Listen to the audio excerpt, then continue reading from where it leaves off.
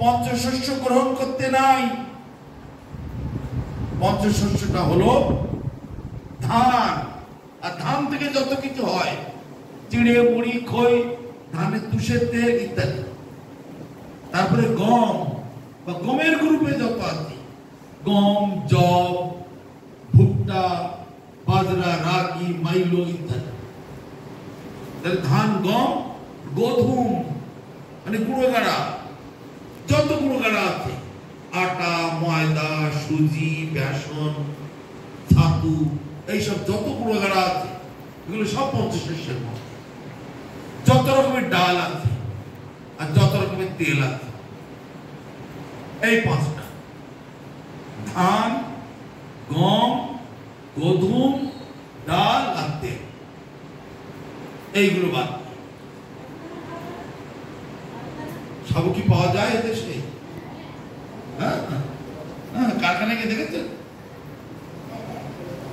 ট্রাকে ভর্তি করে চাল ঢুকছে, চালের সঙ্গে ময়দা মিশিয়ে সব তৈরি করতে বলতে বের করতে। কে দেখতে যাবে? চন্দন কাঠ, পেয়ারা বাগানের কাঠগুলো কিলো দরে বিক্রি হচ্ছে, কেটে যেতে চন্দনের চেন দিয়ে বিক্রি হচ্ছে। চন্দন কাঠ, চালের গুঁড়ো দিয়ে দানা বানিয়ে দিলাম, স্টোভে জল ফুটে স্টিম দিয়ে ওই গুঁড়োটাকে মিশিয়ে মেশিনে পাক করে মেশিনে দানা পাকিয়ে রাখা দিল। এবার দিয়ে চালের গাড়ি ঢুকছে, বা দিয়ে সাবুর গাড়ি ঢুকছে।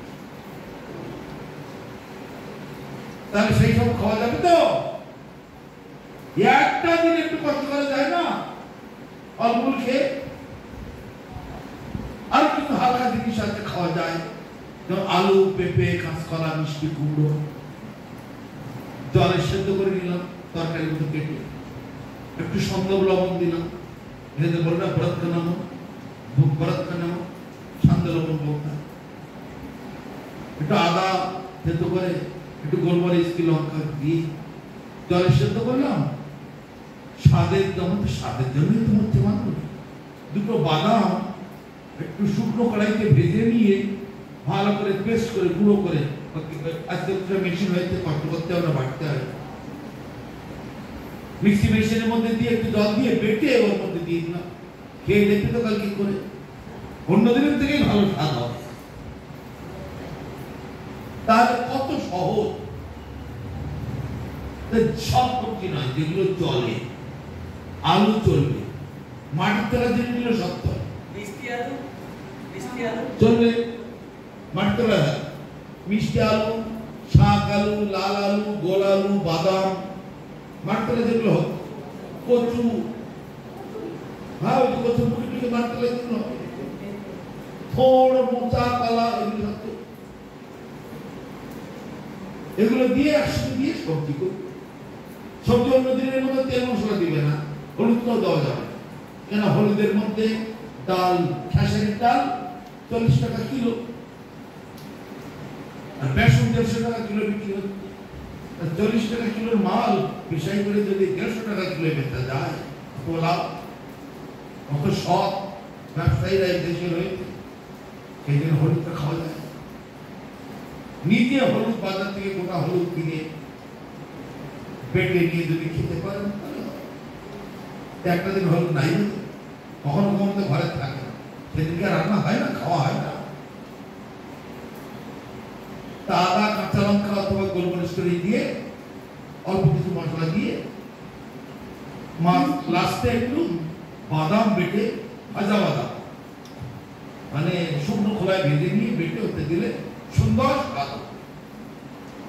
দুধ খেতে গেলে দুধও তো সয়াবিনের দুধ মেশাবে, সয়াবিনটা ডালের মধ্যে পড়ে।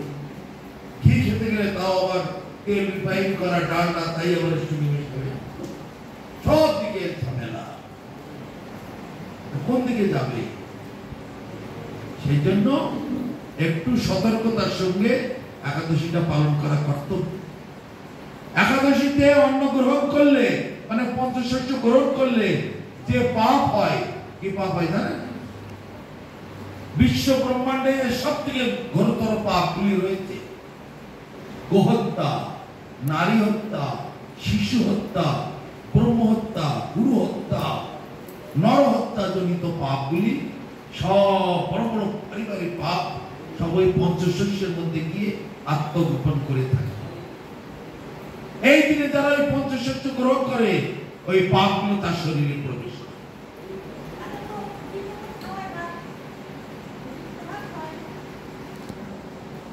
পুরীতে মহাপ্রভু পুরীতে ছিলেন, উনি তো কোনোদিন খেতেন না, কোন ভক্তদের খেতে বলতেন না। পুরীতে মহাপ্রভু ছিলেন 18 বছর, কোনদিন ভাত খেতেন না আর কাউকে খেতেও দিতেন বলতেন না। বাসুদেব খোশ পায়ে জোড়ো করি হাত, যে গৌর সেই কৃষ্ণ সেই জগৎ। মহাপ্রভু তো আলাদা কেউ না, উনি তো জগন্নাথ, উনি তো কৃষ্ণ, সেই কৃষ্ণই বলছে। ওখানে পান্ডাদের বা ওই জগন্নাথের সেবকদের কিছু কিছু বাড়াবাড়ি আছে। যেমন নেশা করতে বারণ করা হয়েছে, ওদের 24 ঘন্টা মুখের মধ্যে চাই। হ্যাঁ, তাই পুরীর লোককে মাছ দেয়, আমরা মাছ খাবো, তারপর ওরা মাছ ভাত খাবে, মাছ ভাত খেয়ে জগন্নাথে রান্না করবে জগন্নাথ খাবে। হ্যাঁ, আমাদের পুরীর লোকেরা খায় যে মাছ না, আমরা মাছ ভাত লোকটা দিয়ে বলতে হবে না। আর পুরীর একটা ক্ষেত্রে মাহাত্ম্য, সেই মাহাত্ম্য সব জায়গায় চলবে। নীলাচল ক্ষেত্রে একটা স্পেশাল মাহাত্ম্য আছে। নীলাচলের থেকে সেইগুলো পালন করলে সেখানে যদি ঘুমিয়েও থাকে ধ্যান করার ফল, ভাত যদি খায় বা আমিষাদি খায় পুরীতে থেকে অভিষণ্ণ খাওয়ার ফল, ঝগড়া যদি করে সেটা কৃষ্ণ কথা শোনার ফল। পুরীতে এরকম মাহাত্ম্য আছে, ওটা একটা স্পেশাল মাহাত্ম্য যেটা সব জায়গায় চলবে। তাহলে একাদশী দিনেতে যারা পঞ্চশস্য গ্রহণ করে তারা গোমাংস ভক্ষণ করার পাপ গ্রহণ করে। গোমাংস খেলে যে পাপ হয়, একাদশীতে পঞ্চশস্য গ্রহণ করলে সেই পাপ। এখন যারা মানলো তো মানলো, না মানো মানো তুমি গঙ্গা মা হো, আর না মানো তো পানি। মানো তো আমি গঙ্গা মা, আর না মানো তো জল বয়ে যাচ্ছে যা, নিজের বিচার। মেয়েরা স্বামীকে পতি দেবতা বলে, তার জন্য সিঁদুর পরে, শাখা পরে। আর আজকাল যা হয়েছে, শাখা সিঁদুর তো গেছে, শাড়ি কাপড় কোনো মেয়েরা পরে না। দিল্লি, বোম্বে সব দিকে ওই 1 প্যাকেট করে একটু প্যান্ট, একটা করে গেঞ্জি, তখন আগের পেট বেরিয়ে যায়। এই তো বাড়ির বৌমাদের ধ্যান। তার কলির প্রভাব সব নষ্ট হয়ে যাচ্ছে। কলির শেষে এক বর্ণ হইবে যাব, সব মুসলমান হইবে। তখন মহাপ্রভু অষ্টপৃষ্ঠে আসি করিবেন ছেদন, সব ধ্বংস। তোমাদের ছেলে মেয়েরা, তোমাদের নাতিপুতিরা ভবিষ্যতে সব মুসলমান হইবে, এটা মাথায় রেখো। মা বাবারা যতটা পারে ছেলেগুলোদেরকে শেখাতে হবে। তা আগে যদি নিজে না শিখি ছেলেগুলোরা মানবে না। বাবা বাচ্চায় বিড়ি খাবে না, বিড়ি খেতে নাই, কিন্তু বাবার বিড়ি নিয়ে খুব করে কুপা, ছেলেগুলো বার করলে শুনবে? মাস্টারমশাই বলছে বিড়ি খেতে নাই, বিড়ি খেলে সিগারেট খেলে ক্যান্সার হয়, মাস্টারমশাই সিগারেট খেলে ছেলেগুলো শুনবে? মা বাবারা তারাই পালন করবে আগে, তবেই সন্তান সেইভাবে। একাদশী ব্রত প্রত্যেককে পালন করা। অনেক কাহিনী আছে, এমনকি অনেক মুসলমান আছে তারাও একাদশী পালন করে। এই পৃথিবীতে আমাদের অনেক শিষ্য আছে, হাজার হাজার হাজার হাজার মুসলমান শিষ্য। তারা এখন গোমাংস খায় না, দাড়ি রাখে না, টুপি রাখে, হরিনাম করে, একাদশী করে, মালা জপ করে, গলায় মালা পরে, তিলক করে, কিন্তু তারা মুসলমান আগে ছিল। খ্রিস্টান, হাজার হাজার খ্রিস্টান এখন বৈষ্ণব হয়েছে। এই ভারত, বাংলাদেশ আর পাকিস্তান এখানে বড় কম। এদের একটা অন্য স্বভাব। কিন্তু সৌদি আরবের দিকে, ইংল্যান্ড, আমেরিকা, রাশিয়া এদিকার মুসলমানেরা অত্যন্ত মানে এরা মেনে গুনে আমাদের কথা শোনে। কিন্তু ভারত, বাংলাদেশ আর পাকিস্তান এখানকার মুসলমানরা তো শুনতে চায় না, মানতে চায়, কোনো কথাই এরা শোনে না, এদের বড় কট্টরপন্থী সব। তো আমাদের কল্যাণ, আমাদের পরবর্তী প্রজন্ম যারা আসছে, ছেলে মেয়ে নাতিপুতি, তারাও যেন ভালোভাবে চলে, সেই জন্য আমাদের প্রত্যেক মা বাবাদের এটা দায়িত্ব। পশু পাখির মতো খানিকটা সন্তান জন্ম দিলে হবে না, সন্তান যেন মানুষের মতো মানুষ হয়, সন্তান যেন আগামী দিনে আমাদের রক্ষা করতে পারে। পুত্রার্থে ক্রিয়াতে ভাজ্যা পুত্রপিণ্ড প্রয়োজনম। সন্তান কেন গ্রহণ করতে হয়? সন্তান এই জন্য গ্রহণ করে আমার মৃত্যুর পরে যেন পিণ্ডটা দেয়, নাহলে আমি উদ্ধার হতে পারবো না, প্রেত লোকে চলে যাবো, ভূত প্রেতের লোকে থাকতে হবে। এই জন্য আমার সন্তান সন্ততি কিছু চাই, এই উদ্দেশ্যে সন্তানের জন্য। তা আমরা যদি মা বাবারা জেগে না উঠি, একাদশীতে যদি অন্ন গ্রহণ করি, তাহলে ছেলেপিলার কিসে? মুসলিমদের ঘরে ছেলে মেয়েরা প্রতিদিন 5 বার করে নামাজ পড়তে যায়, আর বড় বড় উৎসব হলে তার কথা নেই, ওদের সব রাস্তাঘাটে সব নামাজ পড়তে বসে। কিন্তু হিন্দু বাড়ির ছেলে মেয়েরা কোনো উৎসাহ নেই, মা বাবারাও যেমন ছেলে মেয়ে হতে, দাদু দিদারাও দিল যেমন বাবা মা তেমনি তাদের ছাড়।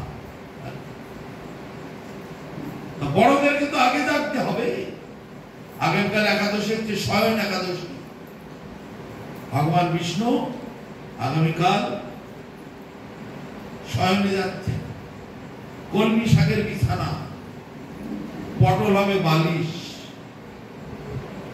সেই জন্য যারা বৈষ্ণবগণ কলমি শাকের পটল 4 মাস খাবেন, চাতুর্মাস্য বলা হয়। তারপরে আরো কিছু জিনিস আছে, সর্ষের তেল, সেদ্ধ চাল, তারপরে অনেক কিছু, যে যতটা মানে। 4টে মাসের প্রধান হচ্ছে শ্রাবণে বর্ষের শাক। শ্রাবণ মাসে শাক খেতে নেই, আশ্বিনে শ্রাবণ ভাদ্র, ভাদ্রে দধি, আশ্বিনে দুধ, কলার কার্তিক মাসে মাস ফলে। 4 মাসে 4টে জিনিস গ্রহণ করতে। আর কলমি শাক আর পটল 4 মাস, সর্ষের তেল আছে, যতটা পারা যায় করবে। ইচ্ছা করলে তো সবই পারে, খেলায় পড়লে বেড়ার কাছে, খেলায় না পড়লে কাছে মাল বেশি সস্তা দেয়, এদিকে পচা হোক আর যাই হোক। ভালো কাটালের দোকানে খদ্দের নেই, পচা কাটালের দোকানে ফেলে ঢোকা যাবে। পচা কাটার যেমন কিনবে, সস্তা 3 অবস্থা। অতএব আমাদেরকে নিত্য কল্যাণ যারা চায়, এই সকল পথে আসতে, আর যথাসাধ্য চেষ্টা করতে হবে সদ্গুরুর চরণাশ্রয় করে হরিনাম করা। সব থেকে বড় কাজ, নাম রূপে কলিকালে কৃষ্ণ অবতার। নাম হইতে হয় সর্বজগৎ। অতএব কলিযুগে নাম যোগ্য সার আর কোন ধর্ম কইলে নাহি পায়। ওই ওখানে তেলে গেলে হরে কৃষ্ণ কৃষ্ণ কৃষ্ণ হরে হরে, হরে রাম রাম রাম হরে। অনেক জায়গায় ঘরে সবাই এখানে লিখে রাখে, তুলসী মন্ত্রের গায়ে লিখে রাখে, কিন্তু নিজে একবারও জপ করে। ওষুধ এনে ঘর সাজিয়ে রাখলে রোগ সারে না, ওষুধটাকে খেতে হবে। ওষুধ এনে ঘরে আলমারি সাজিয়ে রাখবে, তা খাওয়ার কত রোগ সেরে যাবে? ওষুধটা খেতে হবে। সেই জন্য সদ্গুরু চরণাশ্রয় করে হরিনাম করতে হবে। গলায় তুলসীর মালা পরতে হয়, কপালে তিলক করতে হয়। তিলক মানে হরিমন্দির। যার গলায় মালা থাকে না, তুলসী আর এই কপালে তিলক থাকে না, শ্রী হরির কোপ দৃষ্টি বর্ষিত। নো ধারয়ন্তি মালা তুলসী কষ্ট সম্ভবম নরকান্ন নিবর্তন্তে দাতা কোপাগ্নি না পারে। যার গলায় তুলসীর মালা থাকে না, শ্রী হরির কোপ দৃষ্টি কুদৃষ্টি বর্ষিত হয়। তারপরে বলছে যজ্ঞ দান তপহমহ শ্রদ্ধায় হোক পিতৃতর্পণম ব্যর্থম ভবন্তঃ সর্বম ঊর্ধ্বপুণ্ডং বিনাকৃতম। যজ্ঞ করো, দান করো, হোম করো, গাড়ি করো, বাড়ি করো, বিয়ে করো, শ্রাদ্ধ করো, অন্নপ্রাশন করো, যে পুণ্য কার্যই করো না কেন, কপালে যদি তিলক না থাকে আর গলায় যদি মালা না থাকে, হরিনাম যদি কীর্তন না হয়, সেই সব বেকার, টাকা খরচা করে। তিনটে জায়গাতে কমপক্ষে মাছ মাংস তুলতে নাই: জন্মদিনেতে, বিয়েতে আর শ্রাদ্ধেতে। লোকে জন্মদিন পালন করে, বিয়ে, শ্রাদ্ধ, মাছ মাংস না হলে দেখলে হবে। এসব নেশা, বদভ্যাস। পরিণাম কি হয়? ওই প্রয়াত আত্মাগুলি শ্রাদ্ধ হলো, প্রেত লোকে গতি হয়।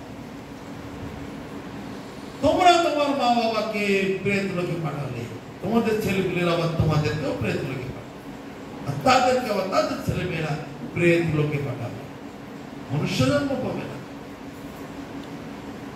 দীর্ঘদিন প্রেত লোকে বাস করার পরে কিছুটা পাপ হালকা হলে আবার তখন অন্য কোনো জীবজন্তু হয়ে যাবে। হয় গরু, ছাগল, কুকুর, বিড়াল, বাঘ, ভালুক, হাতি, ঘোড়া, ইঁদুর, বাঁদর, সাপ, ব্যাঙ ইত্যাদি।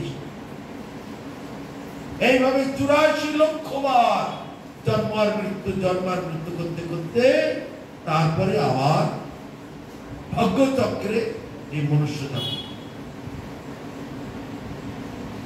সেই জন্য মনুষ্য জন্মটাকে দুর্লভ মনুষ্য জন্ম বলা, যা অত সহজে লাভ করা যায়। এই গাড়ি বাড়ি, টাকা পয়সা এর কেউ সুখ দিতে পারে না, কিন্তু দুঃখ আর দুঃখ। ত্রিতাপ জ্বালা আদি দৈবিক মানে দেবতাদের দ্বারা, এই যেমন অতিবৃষ্টি, অনাবৃষ্টি, ঝড় তুফান, এই তো ঝড় আসবে 5 তারিখ, কালকে 5 তারিখ, কালকে 5 তারিখ বিরাট ঝড় আসবে। তো দেবতাদের দ্বারা যেটা নিয়ন্ত্রিত, অতি গরম, অতিবৃষ্টি, ভূমিকম্প, সাইক্লোন, আয়লা, সুনামি, এগুলো সব দেবতাদের দ্বারা নিয়ন্ত্রিত। এদিকে বলে আদি দৈবিক। আর আদি ভৌতিক জীবের দ্বারা, মশায় কাটছে, সাপে কাটছে, ইঁদুরের কাটছে, মানুষকে মেরে দিচ্ছে, কুকুরে কামড়াচ্ছে, বাঘে কামড়াচ্ছে, কত কিছু। আদি ভৌতিক। আর আধ্যাত্মিক দেহ মনের তাপ। মা মারা গেল, বাবা মারা গেল, ভাইটা মারা গেল, প্রিয়জন মারা গেল, রোগ, অথবা হঠাৎ সুস্থ আছি, ডাক্তারে বলে দিল তোমার ক্যান্সার। বলো কত বড় দুশ্চিন্তা। এখন ডাক্তার বলল আপনার আর বাঁচারও রাস্তা নেই, আর ক্যান্সারের চিকিৎসা করতে গেলে অনেক টাকা, বাঁচবে কি বলবে তারও ঠিক নাই। এগুলো সব হচ্ছে আদি আধ্যাত্মিক বেদনা। এই ত্রিতাপ জ্বালা, এই মায়ার জগতেতে দুর্গা দেবীর জেলখানায়, এটা হচ্ছে দুর্গা দেবীর জেলখানা। এর মধ্যে সবাই জেল খাটছে, জেলের কয়েদি সব। এখান থেকে আগে বেরোতে হবে, তারপরে ওই বিরজা পার হতে হবে, বিরজাতে স্নান করে ওপারে গিয়ে তারপর আমাদের দিব্যশ্বরী, সেখান থেকে আমরা আমাদের দিব্য। তার জন্য হরিনামকে আশ্রয় করতে হবে, সাধু সঙ্গ করতে হবে, যেগুলি বললাম এইগুলি পালন করতে হবে। একাদশী ব্রত করলে কি হয়? বহু কোটি কোটি জন্মের পাপ খালন হয়ে যায়। সেই জন্য একাদশী পালন করা অতি অবশ্যক। না মানে এটাই। অনেকের কাছে বিরক্তি লাগবে, কষ্ট লাগবে, কিন্তু জন্ডিস রোগীর কাছে সর্বত্র খেতে লাগবে, এখানে বলার কিছু নেই। ওই জোর করে করে খেতে খেতে খেতে খেতে যদি কখনো রোগটা একটু কমে যায়, তখন ওই শরবত আবার মিষ্টি।